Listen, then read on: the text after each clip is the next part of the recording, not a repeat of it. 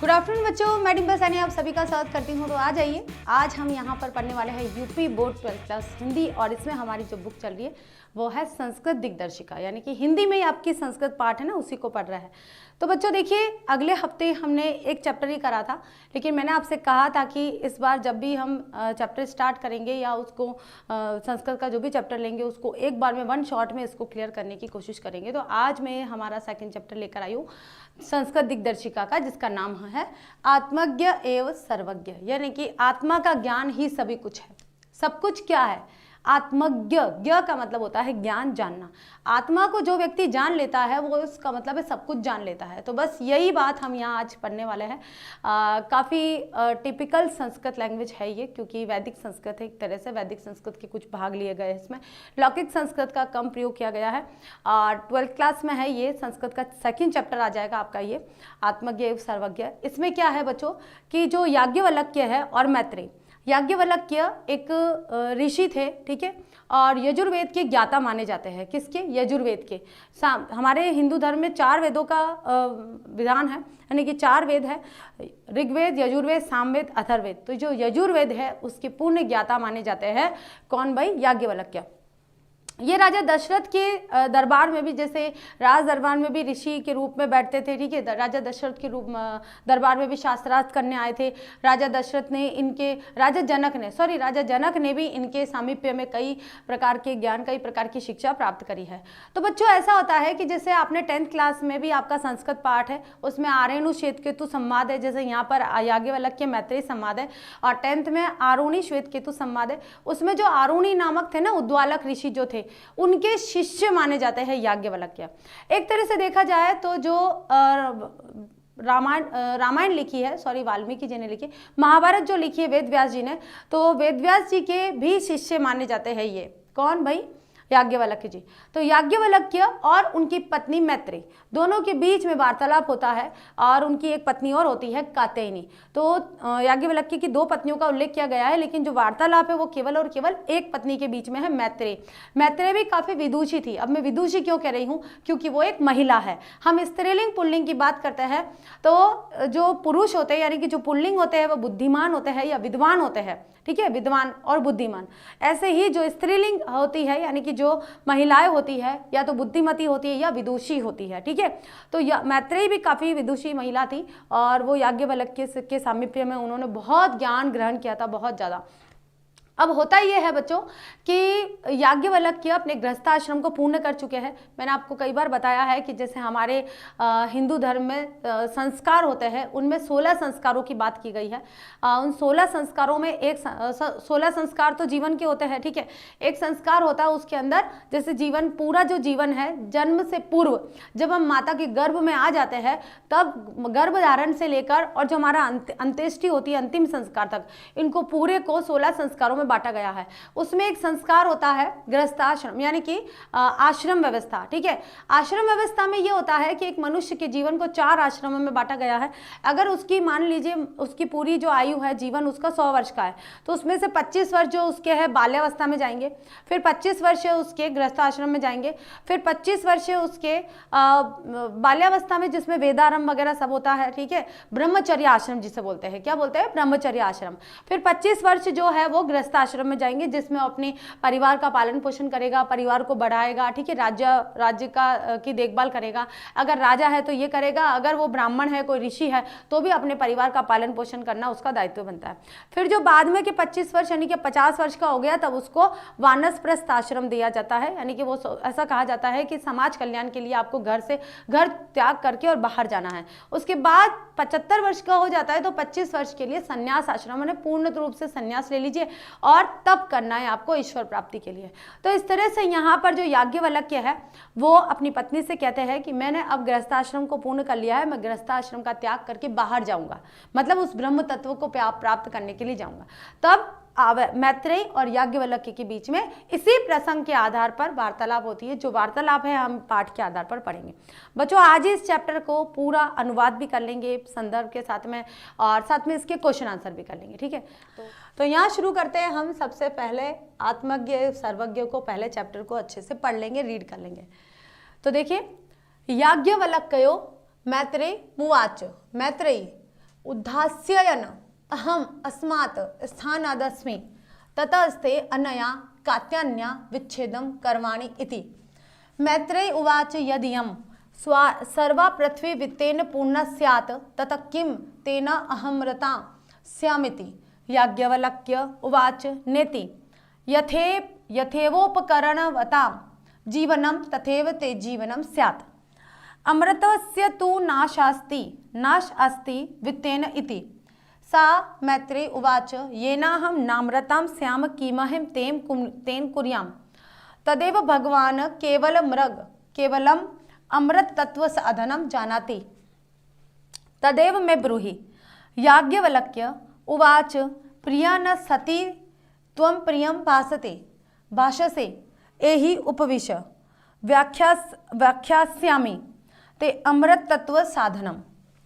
Next देखिए, याज्ञवल्क्य उवाचनम वा अरे मैत्रेय पत्यु कामाय पति प्रियो भवति आत्मनस्तु मे कामाय पति प्रियो भवति न वा अरे जायाया कामाय जाया प्रिया भवति आत्मनस्तु वे कामाय जाया प्रिया भवति न वा अरे पुत्रस्य वित्तस्य च कामाय पुत्रो वित्तं वा प्रियं भवति आत्मनस्तु वे कामाय पुत्रो वित्तं वा प्रियं भवति न वा अरे सर्वस्य कामाय सर्वप्रिय भवति आत्मनस्तु मे कामाय सर्वप्रियं भवति। तस्मात् आत्मा वा अरे मैत्रेय द्रष्टव्य दर्शनार्थ श्रोतव्य मंतव्य निदिध्यासितव्यश्च आत्मनः खलु दर्शनम इदम सर्वम विदितम भवति। ठीक है, तो चलिए अब इसको पढ़ते एक बार, इसका हिंदी अनुवाद करते हम लोग। तो सबसे पहले तो यहाँ आ जाते हैं और यहाँ जहाँ जहाँ मुझे लगेगा वहाँ मैं इसका हिंदी में शब्दार्थ लिखूंगी सबसे पहले। ठीक है, याज्ञवल्क्य ने मैत्रीमुवाच, मैत्रीम और यहाँ है उवाच, यह है उवाच। उवाच का मतलब कहा, क्या है कहा। मैत्रेय उद्धास्य न अहम, उद्धास्य अहम अस्मात् स्थानादि कि मैं यहाँ इस स्थान को अस्मि हूँ अस्मात् अहम यानी मैं तथा अस्ते अनया इसलिए मैं अनया कात्यान्या विच्छेदम, अनया कात्यान्या कौन है, कात्यायनी उनकी पत्नी। ठीक है, विच्छेदम करवाणी इति, करवाणी करता हूँ, कहाँ चला गया,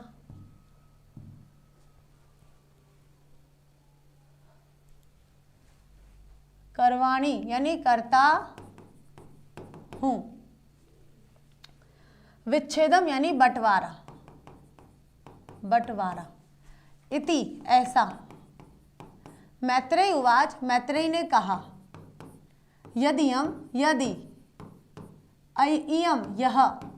यदि यह सर्वा पृथ्वी वित्तेन, सारी पृथ्वी के धन को पूर्ण स्यात् तत किम तेनाह ममृतम, पूर्ण स्यात् पूरी हो, तत तब, किम क्या, तेन अहम यानी मैं, तेन यानी उससे मैं अमृतम स्यात्मिति अमृत को प्राप्त हो जाऊंगी। ठीक है, याज्ञवल्क्य उवाच, याज्ञवल्क्य ने कहा नेति नहीं, ऐसा नहीं है। तथैव यथेव जैसा उपकरणवताम जीवनम, जैसा उपाय या साधन, क्या आ जाएगा, जैसा उपाय या साधन, हम यहाँ पर लिखेंगे साधन। जीवन को, तथे वैसा ते वे जीवनम स्यात् जीवन हो जाता है। अमृतस्य तु नाश अस्ति, अमृत की तो आशा ही नहीं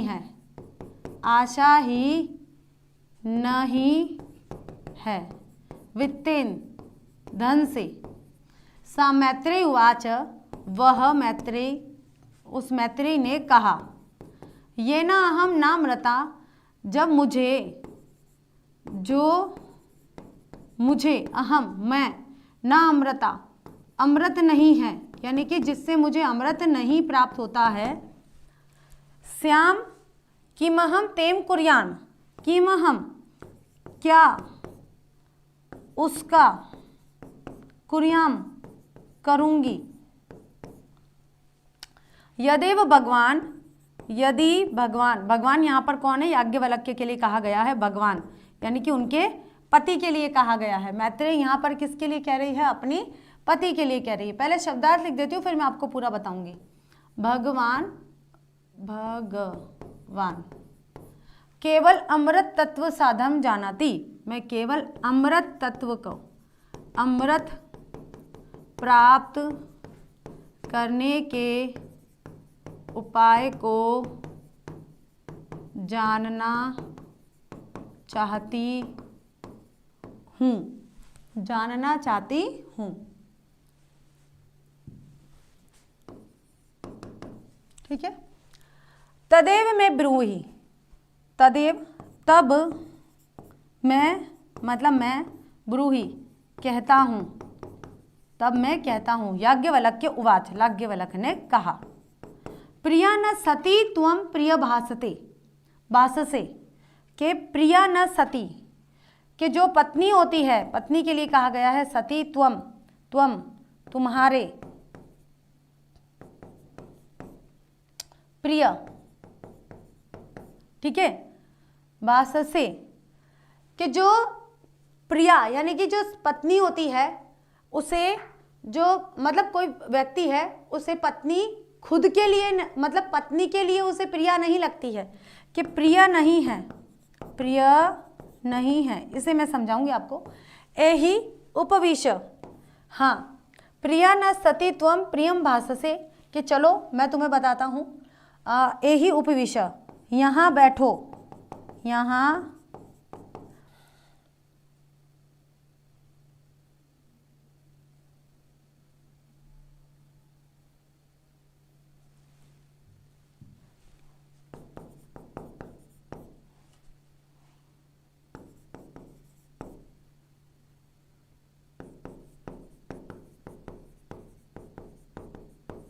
इससे प्रिय, भाषा से यानी बोलती हो, बोलती हो। एहि उपविश, यहाँ बैठो। व्याख्यास्यामि ते अमृत तत्व साधनम, अमृत तत्व के,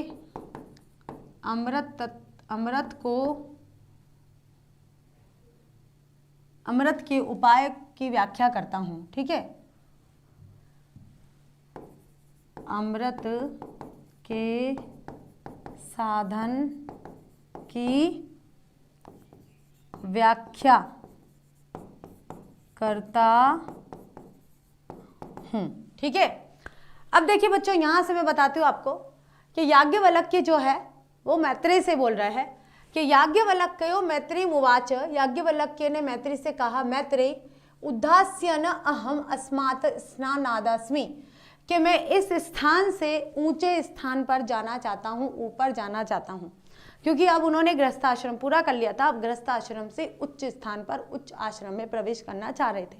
ठीक है, ततस्ते अनया कात्यान्या विच्छेदम करवाणी इति, इसलिए अनया यानी कि मैं इस संपत्ति का कात्यायनी और तुम्हारे बीच में बंटवारा करना चाहता हूँ। ठीक है, मैत्रेय उवाच यदियम, तो मैत्रेय ने कहा कि यदि सर्वा पृथ्वी वित्तेन पूर्ण स्यात्, कि यदि सारी पृथ्वी धन से ही पूर्ण हो जाती है, सारी पृथ्वी धन से ही पूर्ण हो जाती है, तत किम तेना अहमृताम स्यात्मिति, तो फिर आप मुझे अमृत दे दीजिए। ठीक है, अगर आपको लगता है कि सारी पृथ्वी धन से ही पूर्ण हो जाती है, कि संपत्ति प्राप्त करने से ही पूरी पृथ्वी के लोग संतुष्ट हो जाते हैं, तब तो मुझे ये अमृत लेना है।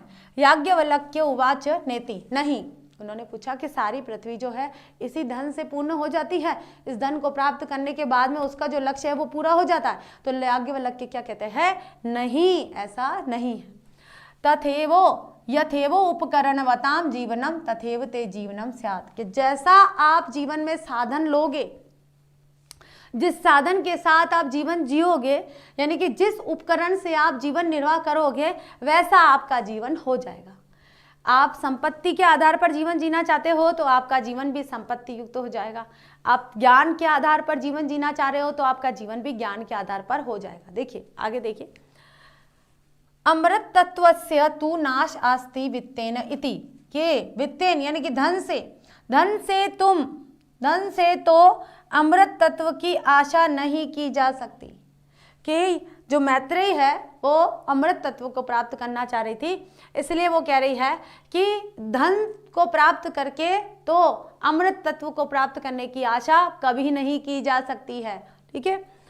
सा मैत्रेय उवाच, तब वह मैत्रेयी कहती है, येना अहम न अमृता श्याम किमहम तेम कुर्यात्, कि जब मुझे इससे अमृत नहीं मिलता है, कि जब मुझे इस धन से अमृत प्राप्त नहीं हो रहा है तो मैं इसका क्या करूंगी, इस धन का मैं क्या करूंगी जिससे मुझे अमर तत्व प्राप्त नहीं होता है। यदेव भगवान केवल अमृत तत्व साधनम जानाति, कि अगर भगवान है, अपने पति के लिए कह रही है क्योंकि पति को भगवान परमेश्वर कहा जाता है ना, इसलिए तो अपने पति को कह रही है कि अगर आप मुझे अमृत तत्व का ज्ञान करवाना चाहते हैं, तदेव में नहीं, यदेव भगवान केवलम अमृत तत्व साधनम जानाति, कि हे भगवान मैं तो मतलब है पति परमेश्वर, मैं तो केवल अमृत तत्व के साधन को जानना चाहती हूँ। ठीक है। अब देखिए, तदेव में ब्रूहि, तब मैं कहता हूँ, याज्ञवल्क्य उवाच, तो मुझे बोलिए। तो याज्ञवल्क्य फिर कहते हैं, प्रिया न सती तुम प्रिय भाससे, कि भाई तुम मेरी प्रिय हो, क्योंकि याज्ञवल्क्य के सबसे प्रिय पत्नी कौन थी? मैत्रेयी थी, और उनके हमेशा उनके समीप रहती थी, उनके ज्ञान की बातें सुनती रहती थी, इसलिए ऐसा कहा गया है। इससे एक बात और आती है कि आप जिस संगत में रहोगे, जिनके साथ रहोगे, वैसे ही विचार आपके हो जाएंगे। अब चूंकि मैत्रेयी जो थी वो याज्ञवल्क्य के अधिक समय समीप रहती थी, उनसे ज्ञान ग्रहण करती रहती थी, उनके साथ में जो भी लोग वार्तालाप करते थे और कितना ज्ञानपूर्ण वातावरण होता था, वो सारा उनके तरफ मतलब ये जो सकारात्मकता थी वो भी मैत्रेयी के अंतर्गत आ चुकी थी। तो इसीलिए यहाँ पर कहा जा रहा है कि याज्ञवल्क्य कह रहे हैं कि तुम मेरी प्रिय पत्नी हो इसलिए तुम प्रिय बोलती हो, कि तुम मेरी प्रिय हो इसलिए तुम प्रिय बोलती हो। क्योंकि मैत्रेयी ने क्या कहा कि अगर धन से मुझे अमर तत्व प्राप्त नहीं होता है तो मैं इसका क्या करूंगी, तो भगवान केवल मुझे अमर तत्व प्रदान करे। तब यहाँ पर याज्ञवल्क्य उनसे कहते हैं कि तुम मेरी प्रिय हो इसलिए तुम प्रिय बोलती हो। एही उपविश, यहाँ बैठो, आओ बैठो, क्योंकि अगर ज्ञान प्राप्त करवाना है यानी कि ज्ञान देना है, उनको शिक्षित करना है, कुछ बताना है तो बैठाना जरूरी है, तो इसलिए वो बोलते हैं उपविश्य, यहाँ बैठो। व्याख्यास्यामि, मैं व्याख्या करता हूँ, ते अमृत तत्व साधनम, उस अमृत तत्व के साधन की, उस अमर तत्व को प्राप्त करने, अमृत तत्व को प्राप्त करने के साधन की मैं व्याख्या करता हूँ, कैसे अमर तत्व को प्राप्त किया जा सकता है। अब हम करते हैं इसका संदर्भ। ठीक है। तो प्रस्तुत गद्यांश हमारी पाठ्य पुस्तक संस्कृत दिग्दर्शिका के आत्मज्ञ एवं सर्वज्ञ नामक पाठ से उद्धृत है। अब यहाँ पर अनुवाद किया गया है, अनुवाद ही लिखेंगे हम, व्याख्या नहीं लिखेंगे क्योंकि हम तो ट्रांसलेशन ही कर रहे हैं सीधा। ठीक है।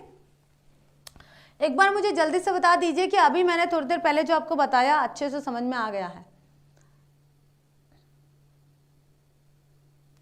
तो यहाँ पर काव्या कुशवाहा क्या लिख रही है, मैम ये 12th वाले बच्चे हैं। हाँ, अरे 12th यूपी 12th वाले बच्चे ही पढ़ रहे हैं यहाँ पर, क्योंकि यूपी 12th की क्लास चल रही है और 3:30 बजे राजस्थान 12th की क्लास चलेगी। ओके, हाँ 12th में ही है। UP board 12th class Hindi में आपके संस्कृत दिग्दर्शिका है, उसमें पहला चैप्टर हमने पढ़ लिया था भोजस्य औदार्यम, और अब हमारा सेकंड चैप्टर है आत्मज्ञ एवं सर्वज्ञ। इसलिए छोड़िए मत बच्चों, बुक को थोड़ा छांटिए। डाउट ग्रुप में तो बहुत भर देते हो, मैम संस्कृत कब स्टार्ट होगा, मैम ये कब पढ़ाएंगे, मैम वो कब पढ़ाएंगे, आपको ध्यान रहता नहीं है, और जब पढ़ाते हैं तब कहते हैं मैम ये कौन सी क्लास है। गलत बात है ये तो सब। तो चलिए, याज्ञवल्क्य ने मैत्रेयी से कहा कि मैत्रेयी में स्थान यानी गृहस्थ आश्रम से ऊपर परिव्राज्य आश्रम जाने वाला हूँ। परिव्राज्य जिसको क्या बोलते हैं बच्चों, वानप्रस्थ। वानप्रस्थ आश्रम जिसे बोला जाता है। अतः तुम्हारी संपत्ति का मैं अपनी दूसरी पत्नी कात्यायनी से बंटवारा कर दूं।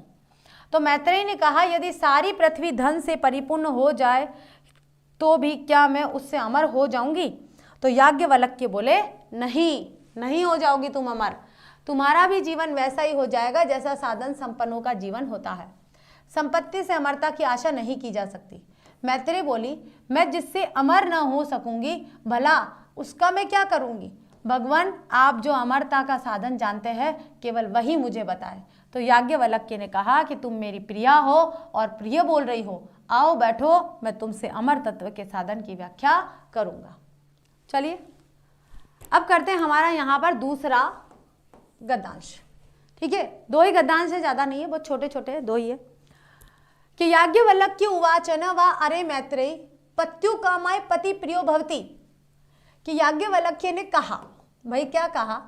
अरे मैत्रेयी पत्यु कामाय पति प्रियो भवति, के आत्मनस्तु वे कामाय पति प्रियो भवति, न वा अरे जायाय कामाय जाया प्रिया भवति। कि अरे मैत्रेयी, पत्यु का मतलब होता है पति की, ठीक है, पत्यु यहाँ पर षष्ठी विभक्ति है। कामाय कामना प्रिय, पत्यु कामाय पति प्रियो भवति, कि पति प्रियो होता है। कि पति की कामना के लिए पति प्रिय होता है क्या कभी? ये शायद आपको बहुत मुश्किल से समझ में आएगा, लेकिन मैं कोशिश करूंगी। कि पति की कामना के लिए, यानी कि केवल और केवल पति का भला चाहने के लिए, पति की भलाई करने के लिए पति प्रिय होता है किसी भी पत्नी के लिए। अगर वह पति अपनी पत्नी को सही तरह से नहीं रख रहा है, उसकी मनचाही चीज़ें लाकर नहीं दे रहा है, या जो भी पत्नी कह रही है वो बात नहीं मान रहा है, तो क्या उसके लिए पति प्रिय होगा? मतलब वो अच्छा पति होगा? वो क्या कहेगी, अरे नहीं, मेरा तो बिल्कुल कोई काम नहीं करते, बिल्कुल भी, है ना। कौन सा पति सही होगा? जो किसी पत्नी का हाथ बटाता हो, उस पत्नी के कहने पर चल रहा हो, है ना, चाहे उस पति का भला हो या ना हो, वो पति भले ही दुखी हो। जैसे एक एग्जांपल देती हूँ मैं आपको। एक पत्नी कह रही है अपने पति से कि माता पिता से अलग हो जाओ, मुझे अलग होना है। अब अगर पति ने पत्नी की बात मान ली और वो माता पिता से अलग हो गया, जबकि वो होना नहीं चाहता है ना, तो एक पत्नी को, मतलब उस महिला को अपना जो पति है वो कब अच्छा लगेगा? जब वह अपने माता पिता से दूर रहेगा अपनी पत्नी की बात मानकर। ठीक है, तो एक महिला को अपना पति कब अच्छा लगा? जब उसने, मतलब अब उस महिला की खुद की कामना पूरी हुई, पति की कामना पूरी नहीं हुई। अगर पति अपनी कामना पूरी करता है कि नहीं, मैं अपने माता पिता के साथ ही रहूंगा, चाहे तुम्हें जो करना है वो करना है, तब क्या वह पत्नी कहेगी कि मेरा पति अच्छा है, या उसकी कामना करेगी, यानी कि उसके आगे भविष्य में उन्नति की कामना करेगी, या फिर कुछ उसको, मतलब वो उस पत्नी को, फिर वो पति है ना, वो कभी भी प्रिय नहीं लगेगा, अच्छा नहीं लगेगा। समझ में आया आपको? तो यही बात यहाँ पर बात की जा रही है कि जो हमारा स्वार्थ है ना, उस स्वार्थ के साधन के लिए ही हमें सब प्रिय लगते हैं। अब इसमें कई संबंधों को बताया है, यहाँ तो एक पति पत्नी के लिए बताया गया है कि पत्यु कामाय पति प्रियो भवति, कि पति की कामना के लिए पति प्रिय नहीं होता है।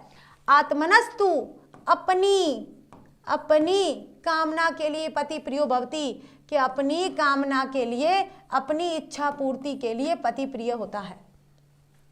न वारे, और नहीं जायाय कामाय, हे मैत्रेयी, नहीं जायाय, न वारे जायाय का मतलब पत्नी, न वारे जायाय कामाय जाया प्रिय भवति, और न ही पत्नी की कामना के लिए पत्नी प्रिय होती है किसी भी पति की। जैसे एक महिला को अपना पति कब अच्छा लगेगा? जब वो अपनी बात मनवाएगी और वो जो पति अब उसकी बात मान लेगा तो अच्छा लगेगा। वैसे ही एक जो पुरुष है उसको पत्नी कब अच्छी लगेगी? जब पत्नी उसका कहना मान रही है, उसके अनुसार चल रही है।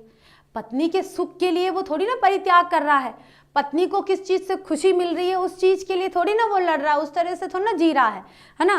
तो एक स्त्री को भी अपने स्वार्थ से ही दूसरे पति अच्छा लगेगा, तो एक पुरुष को भी अपने स्वार्थ से ही पत्नी अच्छी लगेगी। ठीक है, आत्मनस्तु वे कामाय जाया प्रिया भवति, कि अपने लिए ही वह जो पत्नी है वो उस पति को अच्छी लगेगी। न वारे, और नहीं पुत्रस्य वित्रस्य च कामाय पुत्रो वित्रम व प्रिय भवति, न तो पुत्र की कामना की जाती है। अगर आप ये चाहते हो कि मेरे पुत्र हो जाए, यानी कि मेरा पुत्र हो जाए या मेरे पास धन आ जाए, तो पुत्र की कामना के लिए नहीं, आपको सुख चाहिए, आपको पुत्र का सुख चाहिए। उस पुत्र का क्या करना है, क्या भलाई करनी है, उसके भविष्य के बारे में आप कभी नहीं सोचोगे, उसके होने से पहले। उसके बाद में सोचोगे कि हाँ मेरे जीवन में किसी प्रकार की कोई चिंता नहीं हो, इसलिए मैं अपने बच्चे का पालन पोषण करूंगा भाई, या करूंगी, जो भी है। तो पुत्र की कामना के लिए पुत्र के बारे में नहीं पूछा जा रहा है, यानी कि पुत्र की भलाई के लिए पुत्र की कामना नहीं की जाती है, न ही धन की भलाई के लिए, धन को खर्च करने के लिए धन की कामना की जाती है, ठीक है। न तो एक पति की कामना के लिए पति प्रिय होता है और न पत्नी की कामना के लिए पत्नी प्रिय होती है। उसी प्रकार पुत्र की कामना के लिए पुत्र प्रिय नहीं होता है और धन की कामना के लिए धन प्रिय नहीं होता है। आत्मनस्तु वे कामाय पुत्रो वित्तम व प्रिय भवति। केवल अपनी इच्छा पूर्ति के लिए, स्वार्थ सिद्ध करने के लिए ही पुत्र और वित्त की पुत्र और धन की आवश्यकता होती है।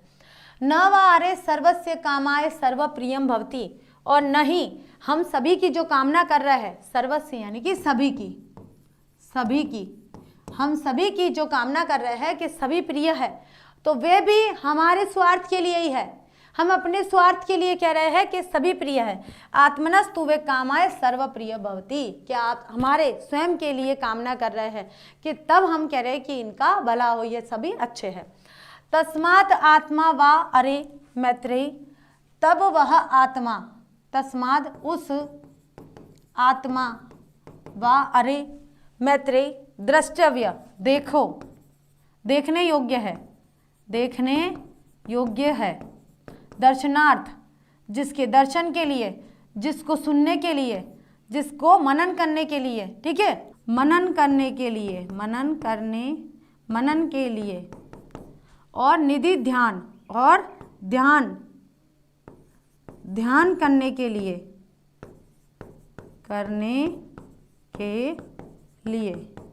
तव्यश्च आत्मन खलु, कि आत्मन निश्चय ही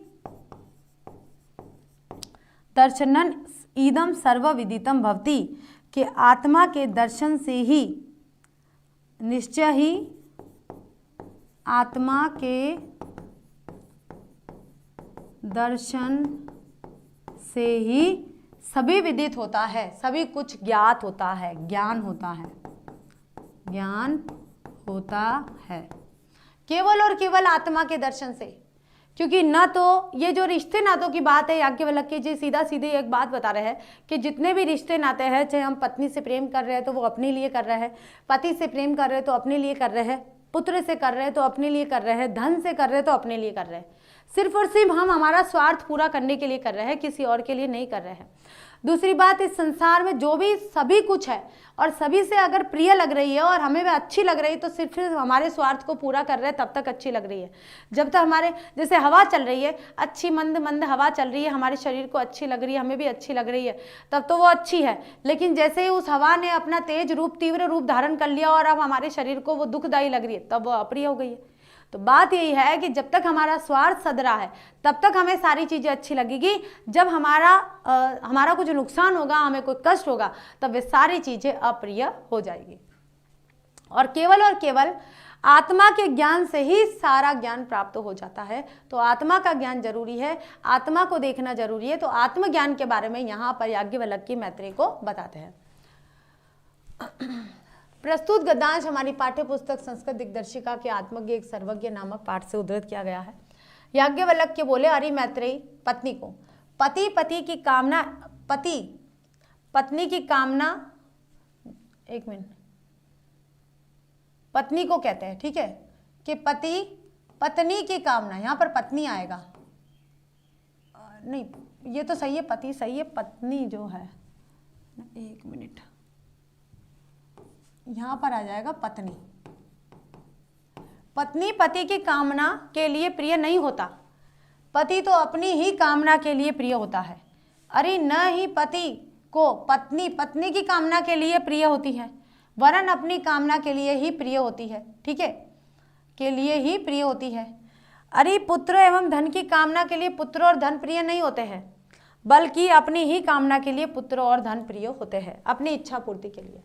सबकी कामना के लिए सब प्रिय नहीं होते हैं और सबकी ही कामना के लिए प्रिय होते हैं। इसलिए है मैत्रेयी आत्मा ही देखने योग्य है, दर्शनार्थ देखने योग्य, सुनने योग्य, मनन करने योग्य और ध्यान करने योग्य है। आत्मदर्शन से ही अवश्य सब ज्ञान प्राप्त हो जाता है, सब कुछ ज्ञात हो जाता है। ठीक है, तो देखिए बच्चों, हमने आज पूरा ये चैप्टर कर लिया है और अब करते हैं, क्योंकि समय की कमी है तो क्वेश्चन आंसर हमें करना है। यहाँ आ जाते हैं इसी के प्रश्न उत्तर कि निम्नलिखित प्रश्नों के उत्तर संस्कृत में दीजिए कि क सर्वज्ञ भवति कौन सभी जगह है, आत्मज्ञानेन साधक, आत्मज्ञान का जो साधन है ना वो सभी जगह व्याप्त है लेकिन हम जान नहीं पाते हैं। सेकंड क्वेश्चन आ जाएगा मैत्रेयी याज्ञवल्क्य किम अपृच्छत, क्या पूछा, तो मैत्रेयी याज्ञवल्क्य केवलम अमृत साधनम अपृच्छत। अगर आपको एक वाक्य में उत्तर देना है, एक पद में, तो आपको केवल इतना लिखना है और यहाँ पर ये वाला है। ठीक है, नेक्स्ट देखिए क्वेश्चन नंबर थर्ड, आत्मज्ञानेन साधक कथम सर्वज्ञो भवति, आत्मज्ञान से जो साधक है वो किस प्रकार से सब कुछ जान जाता है, उसको सब कुछ प्राप्त हो जाता है, ज्ञान हो जाता है। तो आत्मज्ञानेन साधक आत्मदर्शनीय श्रोतव्य श्रृणोति, मंतव्य मनोति, निदिध्यासितव्य निदिध्यासति च एव स सर्वज्ञो भवति, कि आत्मदर्शन के लिए मतलब सुनकर वो ज्ञान प्राप्त करता है, मनन करके, मनन करने योग्य उनका मनन करता है, ध्यान करने योग्य उनका ध्यान करता है, इस प्रकार से वो सभी कुछ ज्ञान प्राप्त कर लेता है।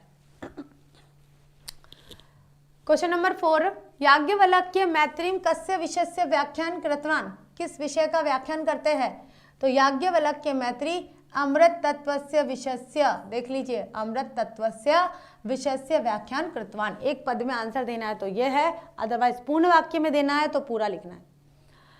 क्वेश्चन नंबर 5 आता है कि कस्य खलु दर्शनेन इदम सर्वम विदितम भवति, किसके दर्शन से निश्चय ही सब कुछ ज्ञात हो जाता है, तो आत्मना खलु दर्शन, क्या आत्मा के निश्चय दर्शन से सब कुछ ज्ञात हो जाता है। क्वेश्चन नंबर 6 आ जाता है कि कस्य कामाय सर्व प्रियम भवति, किसकी कामना से सभी प्रिय होता है, आत्मनस्तु, अपनी ही कामना, अगर आपकी खुद की, आपका स्वार्थ पूरा हो रहा है ना तो आपको सभी कुछ अच्छा लगेगा और सभी लोग अच्छे लगेंगे, अदरवाइज आपके लिए कोई अच्छे नहीं। अगर आपका काम नहीं बन रहा है तो सब कुछ खराब है, फिर नहीं। वित्तेन कस्य आशा नस्ति, वित्तेन किसकी आशा से होता है, वित्तेन अमृत तत्व से आशा न अस्ति, धन से अमृत तत्व की आशा नहीं की जा सकती है। मैत्रेय कुमुवाच, मैत्रेय ने क्या कहा भाई, तो मैत्रेय उवाच ये ना हम नामृताम श्याम किम तेन कुर्याम, कि जब मुझे इससे अमृत नहीं मिल रहा है तो मैं इसका क्या करूँगी, किसके, धन से। जब याज्ञवल्क्य ने कहा था कि मेरी जो संपत्ति है उसका बंटवारा कात्यायनी और तुम्हारे बीच में कर लेता हूँ, तो तुम इसके साथ जीवन जी लेना, मैं यहाँ से चला जाऊँगा, परिव्राज्य के लिए चला जाऊँगा, यानी कि मैं यहाँ से वानप्रस्थ आश्रम के लिए चला जाऊँगा, मैं अब गृहस्थाश्रम को त्याग करूँगा। तो वही मैत्रेय कह रही है कि जिस धन से अमृत तत्व नहीं प्राप्त होता उस धन का मैं क्या करूँगी। ठीक है, क्वेश्चन नंबर 9, मैत्रेय याज्ञवल्क्य किम अपृच्छत, मैत्रेय ने याज्ञवल्क्य से क्या पूछा भाई, केवलम अमृतम साधनम। ठीक है, ये वापस आ गया है, नहीं पूरा नहीं आया। कस्य खलु दर्शने निदम सर्व विदितम भवति, किसके दर्शन से, तो आत्मा के दर्शन से, ये आ गया आत्मा, वापस चला गया ये, हाँ, आत्मा के दर्शन से। क सर्वज्ञ भवति, आत्मदर्शन नर सर्वज्ञ भवति, आत्मदर्शन वाला जो नर है वो सभी जगह होता है। ठीक है, अब आता है अनुवाद करना है, निम्न वाक्यों का संस्कृत में अनुवाद करना है सीधा सीधा। और ये संस्कृत में अनुवाद करने की बात तो मैंने आपको बताई थी, अगर समय मिलेगा तो जरूर करेंगे, और नहीं मिला है तो आप ही जो भी आपके ग्रामर के टॉपिक्स हैं उन टॉपिक्स को लेके आप इसको तैयार करना। कि याज्ञवल्क्य मैत्री से, याज्ञवल्क्य ने मैत्री से क्या कहा, तो याज्ञवल्क्य मैत्रेय किम अकथयत, पति की कामना के लिए पति प्रिय होता है, तो पत्यु कामाय पति प्रियो भवति, अपनी कामना के लिए सब प्रिय होते हैं, आत्मनस्तु कामाय सर्व प्रियम भवति। वृक्ष पर मोर बैठे हैं, वृक्षाणी मयूर तिष्ठन्ति, मोर बैठे हैं, तिष्ठन्ति आएगा यहाँ पर, तिष्ठन्ति। मैं कल हरिद्वार गया था, अहम हरिद्वार आगच्छम, आगच्छम क्यों बोलेंगे, क्योंकि भूतकाल है, लंग लकार लगेगा। सूर्य प्रतिदिन पूर्व दिशा में उदित होता है, रवि प्रति, रवि की जगह सूर्य भी लिख सकते हो, सूर्य प्रतिदिनम पूर्व दिशाएं उदेति। आत्मदर्शन से यह सब विदित होता है, तो आत्मदर्शनेन इदम सर्व विदितम भवति। धन से अमरता की आशा नहीं होती है, तो वित्तेन अमृतत्वस्य नाश अस्ति। लोभ पाप का कारण होता है, लोभ पापस्य कारणम भवति। कश्मीर अत्यधिक सुंदर प्रदेश है, कश्मीर अति सुंदर प्रदेश अस्ति। तो 10 वाक्य है जो हमने संस्कृत से हिंदी से संस्कृत में लिखे हैं।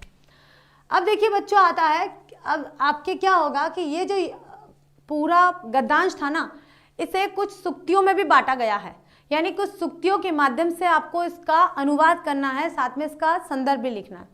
तो हमने यहाँ पर प्रसंग भी लिखना है इसका, ठीक है, फिर उस सुक्ति का अनुवाद करना, आपको व्याख्या करनी है। मतलब आत्मनस्तु वे कामाय पति प्रियो भवति, कि अपनी ही कामना के लिए पति प्रिय होता है, पति की कामना के लिए पति प्रिय नहीं होता है, ठीक है।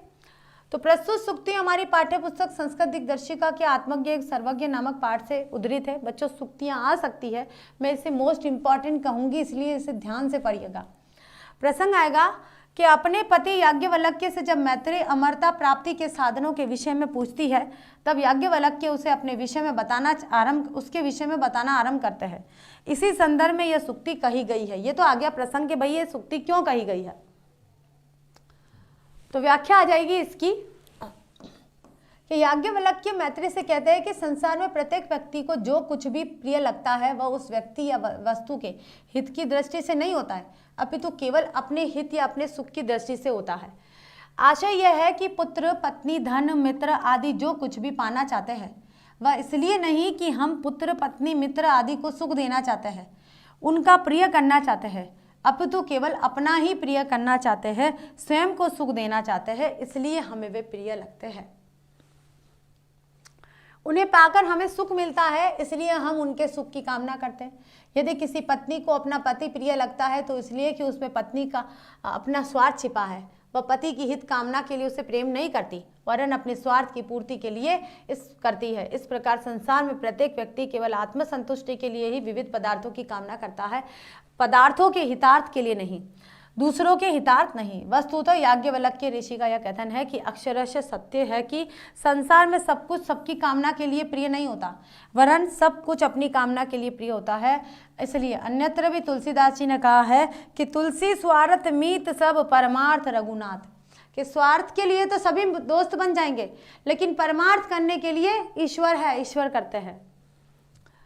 चलिए अब आती है हमारी दूसरी सुक्ति कि आत्मन खलु दर्शनेन इदम सर्वम विदितम भवति, के निश्चय ही आत्मा के दर्शन से ही सभी कुछ ज्ञान हो जाता है। सभी कुछ, ये सब जो है ना संसार, इस संसार के बारे में पता चल जाता है अगर हमने हमारे आत्मा के दर्शन कर लिए हैं, हम आत्म दर्शन कर चुके हैं, हमारा आंतरिक मन को अगर हम पहचान चुके हैं। तो संदर्भ हमारा पहले जैसा ही रहेगा। प्रसंग है कि सुक्ति में याज्ञवल्क्य ने मैत्रेय से अमरता प्राप्ति के साधन के बारे में बताया है कि याज्ञवल्क्य मैत्रेय से कहते हैं कि जब व्यक्ति जब आत्मदर्शन कर लेता है तो अपने सच्चे स्वरूप को जान लेता है और उसे सभी बातों का सच्चा ज्ञान हो जाता है। वह जाना जाता है क्यों उसे कोई वस्तु प्रिय या अप्रिय लगती है, उसे अपना और इस विश्व का, आत्मा का और परमात्मा का भी सच्चा ज्ञान उपलब्ध हो जाता है जब वह अपनी आत्मा को जान लेता है। ठीक है, जब वो आत्मा से पता चल जाता है उसको कि हाँ मुझे ये सारी चीज़ें क्यों अच्छी लगती है, संसार क्या है, संसार के लोग क्या है, इनके प्रति मेरा दायित्व क्या है, ये मेरा क्या होगा, इन लोगों का क्या होगा, ईश्वर क्या है, जब इनका ज्ञान हो जाता है ना, इसका मतलब उसे आत्मा का ज्ञान हो चुका है। ठीक है, तब उसे सांसारिक पदार्थों की निस्सारता और आत्मा की अमरता का बोध हो जाता है। जब उसे पता चलता है कि जो भौतिक चीज़ें हैं ना सारी, ये सारी व्यर्थ है, सब कुछ भी नहीं है, जो वास्तविक सत्य है वो क्या है, आत्मा का ज्ञान, कि आपकी आत्मा है यही अमर रहेगी, बाकी सब कुछ क्षणभंगुर है। और वह मानो जीवन के सच्चे उद्देश्य अर्थात अमर तत्व की प्राप्ति को ही परम पुरुषार्थ मानकर यत्नवान प्रयत्नशील होता है। इसलिए मनुष्य के लिए एकमात्र आत्मा ही दर्शनीय है, श्रवणीय है, यानी कि आत्मा को ही देखना चाहिए, आत्मा को ही सुनना चाहिए, आत्मा का मनन करना चाहिए, आत्मा का ध्यान करना चाहिए। जो आत्मा को जाता है, आत्मा की तरफ जाता है, वह सब कुछ जानता है। प्रस्तुत सुक्ति में याज्ञवल्क्य ने कहा है कि आत्मज्ञ एवं सर्वज्ञ की सार्थकता को स्पष्ट करता है कि आत्मा का ज्ञान ही सभी कुछ का ज्ञान है, कहने का आशय है कि जो व्यक्ति आत्मा के भेद को समझ जाता है वह इस संसार के मोह माया दुख सुख से परे हो जाता है, अर्थात मोक्ष को प्राप्त हो जाता है। ठीक है, तो इस तरह से आज हमने यहाँ पर ज़्यादा क्वेश्चन नहीं है, कुछ संस्कृत के क्वेश्चन थे, कुछ अनुवाद था, और ये हमारी 2 सूक्तियाँ थी। तो 2 सूक्तियाँ जरूर इंपॉर्टेंट है, इन दोनों को आप अच्छे से तैयार कीजिएगा बच्चों। तो बच्चों फाइनली आज हमने 2nd चैप्टर पूरा कर लिया है, और आपसे फिर प्रॉमिस करती हूँ कि कल हम फिर संस्कृत दिग्दर्शिका का जो 3rd चैप्टर है ना, वो भी पूरा कल का कल ही करेंगे, क्वेश्चन आंसर या सब कुछ। तो 1 शॉट में 1 घंटे में हम इसको पूरा करने की कोशिश करेंगे। तो चलिए अब विदा होते हैं और फिर कल मिलेंगे। थैंक यू सो मच बच्चों।